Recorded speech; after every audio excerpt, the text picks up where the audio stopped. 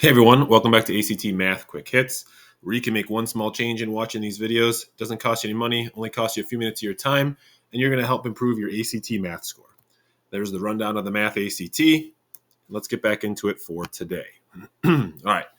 So the last question on practice test 1 says each time a coin C is tossed, it lands face up or face down, right? Okay, great. Coin has two sides. The probability of landing face up is 3 times the probability of landing face down. Okay, interesting. Usually be 50-50, but not in this case. In a certain game, the player wins $1 when coin C lands face up, and the player wins $2 when coin C lands face down. To the nearest cent, what is the expected value of each toss of coin C in this game? Okay, so this one's kind of complicated because we're calculating expected value. It's not necessarily one of the concepts that you see throughout your math classes you take. Desmos isn't really going to do us much good here. There will be some calculations we have to do where the calculator can do them for us, but overall, there's not going to be an easier way for us to do this on Desmos. So, all right, let's get after it. So probability of landing face up is 3 times the probability of landing face down. So what I'm going to do is I'm going to call landing face down has a probability of X, right? We'll just use a variable to call it. So then face up, right, would have to be 3 times X, right? So the whole idea here is if there's a 10% of it landing face down, well, then there's a 30% chance of it landing face up. So there's only these two choices, so it has to do one of these two things. Well, probability will always add to 100%. So what I know is I know that 3x plus x has to be 100% or 1, right? So I can at least calculate these probabilities here pretty easily. So 3x plus x gives us 4x, and then 4x equals 1, divide both sides by 4. X equals 1/4, or let's go with the decimal here because we're dealing with probabilities, 0.25, right? So the probability of landing face down is 25%, 0.25. The probability of landing face up is 75%, 0.75.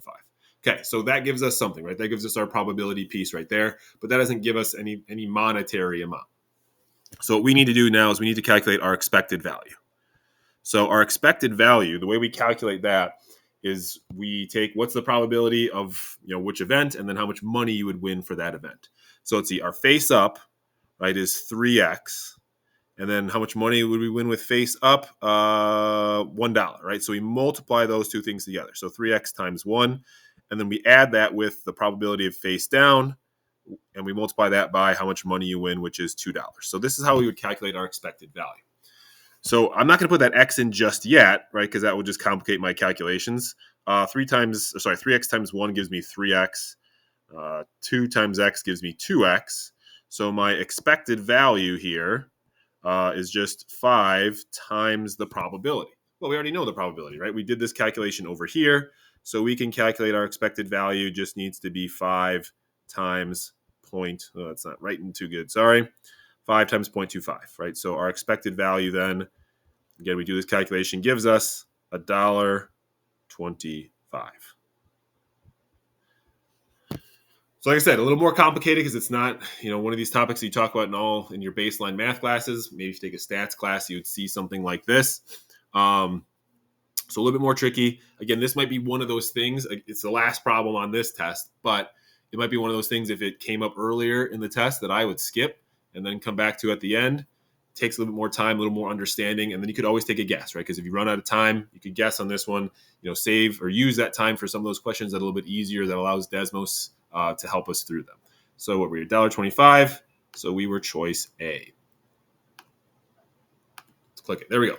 All right. So thanks for watching, everyone. I know this isn't the most exciting material that's out there, and I know these videos aren't the most polished, but your future self is going to thank you if you like and subscribe. That way you keep getting this practice. You learn a little bit of math, you learn a little bit about the ACT, and sometimes we learn a little Desmos hacks. Thanks, everyone.